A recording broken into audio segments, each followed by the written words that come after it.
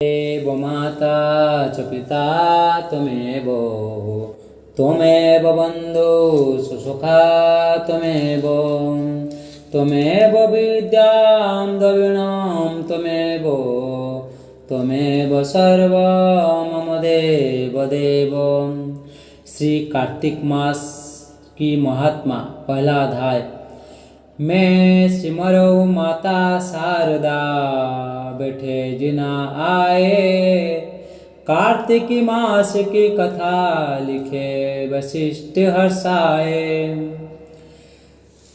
नैमिषारण्य तीर्थ में श्री सूत जी महाराज 88,000 सौनकादि ऋषियों से बोले, अब मैं आपको कार्तिक मास की कथा विस्तार से सुनाता हूँ, जिसे सुनकर मनुष्य सब प्रकार के पापों से छूटकर अंत समय में वैकुंठ को प्राप्त होता है। सूत जी बोले, श्री कृष्ण जी से आज्ञा लेकर देवर्षि नारद के चले जाने पर सत्यभामा प्रसन्न होकर लक्ष्मीपति भगवान से कहने लगी, हे नाथ, मैं धन्य हुई, मेरा जीवन सफल हो गया। मेरे जन्मदाता भी धन्य है, जिन्होंने मुझे जैसी दैलक्य सुंदरी को जन्म दिया, जो आपकी 16 सहस्र के मध्य में आपकी परम प्यारी पत्नी बनी। मैंने वह कल्पवृक्ष आदि पुरुष आपके साथ नारद जी को विधि पूर्वक दान में दे दिया, परंतु वही कल्पवृक्ष मेरे घर लहराया करता है। इसी बात को मृत्युलोक में कोई भी स्त्री नहीं जानती। हे त्रिलोकीनाथ, मैं आपसे कुछ पूछता चाहता हूँ। आप मुझे विस्तार पूर्वक कार्तिक महात्मा की कथा सुनाओ, जिसको सुनकर मेरा हित हो तथा जिसके करने से कल्प पर्यंत भी आप मुझसे विमुख न हो। सूत जी बोले, सत्यभामा के ऐसे वचन सुनकर हंसते हुए श्री कृष्ण जी सत्यभामा का हाथ पकड़कर कल्प वृक्ष के नीचे ले गए और हंसकर कहने लगे, हे प्रिय, 16,000 रानियों में से मुझे तुम प्राण के समान प्यारी हो। तुम्हारे लिए मैंने इंद्र से तथा देवताओं से भी विरोध किया था। हे कांते, जो बात तुमने पूछी है उन अद्भुत बातों को सुनो।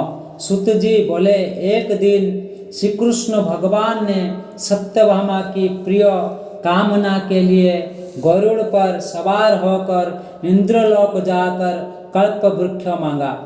तब इंद्र के मना कर देने पर गरुड़ का इंद्र से घोर युद्ध हुआ और गोलोक में गरुड़ जी ने गो से युद्ध किया।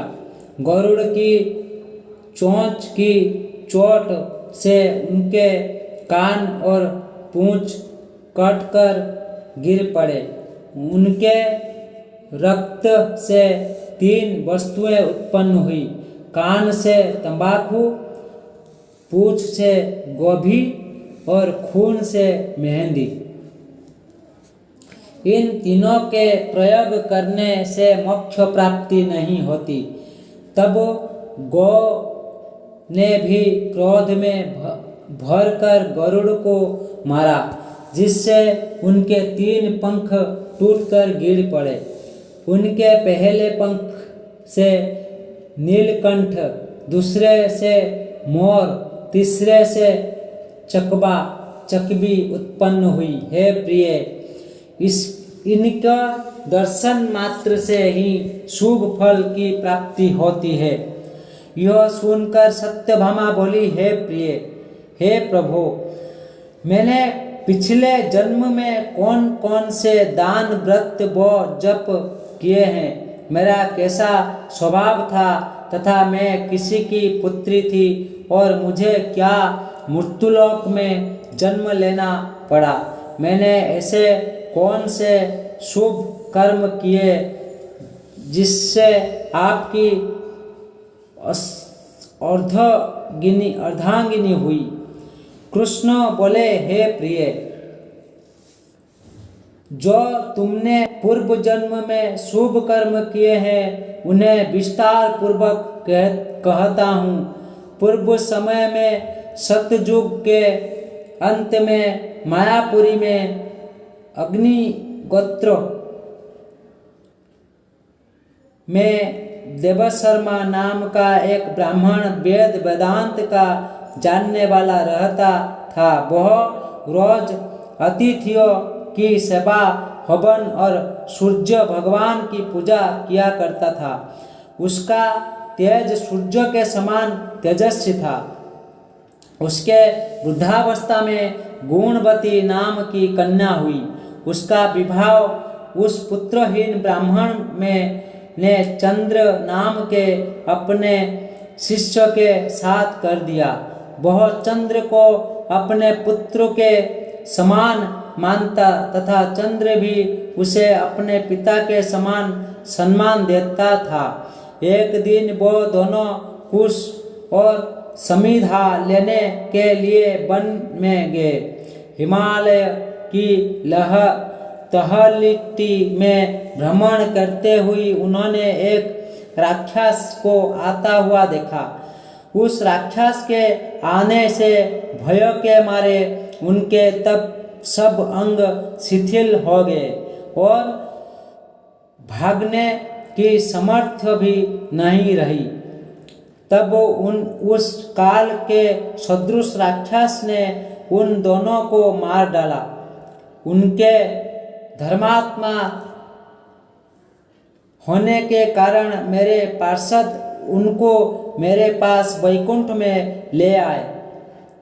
व्यक्ति उन्होंने आजीवन सूर्य भगवान की पूजा की थी। उस शुभ कर्म से मैं उन दोनों पर अति प्रसन्न हुआ।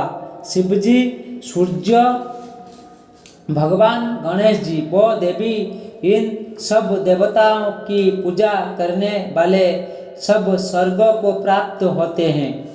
मैं एक होता हुआ भी काल और कर्म के भेद से 5 प्रकार का होता है। जैसे एक देवदत्त, पिता, भ्राता आदि नामों से बोला जाता है। जब वह दोनों विमान पर चढ़े हुए सूर्य के समान तेजस्वी, रूपवान, चंदन और माला धारण किए हुए मेरे भवन में आए तो दिव्य भोग भगने लगे।